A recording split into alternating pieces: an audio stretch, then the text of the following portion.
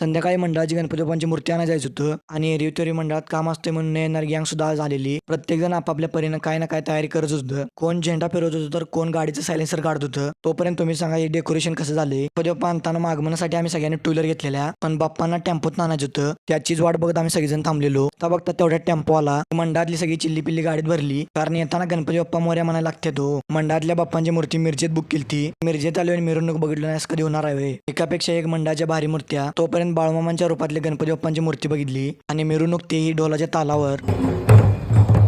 मोठ्यापणाने त्या टेम्पो ड्रायव्हरांना म्हणलं की मला मिरजेतले सगळे रस्ते माहित आहेत. गेल्यावर बारकी बारकी गल्ली बोळ बघून मला रस्ताच आठवना. अर्धा तास निम्म मिरज पालतं गाठल्यावर मग आम्हाला कळलं की कुठं जायचं आहे. तिथे दुसऱ्या मंडळाच्या मूर्त्या पण घेऊन चाललेली. आमच्या मंडळात जिथे मूर्ती होती तिथं आलो. मग लगेच आरती केली. ते झाल्यावर लगेच बाप्पांना घेऊन टेम्पोच्या दिशेने निघालो. मूर्ती गाडीत ठेवली आणि मग काय पुढे तुम्हीच बघा. सायलेन्सर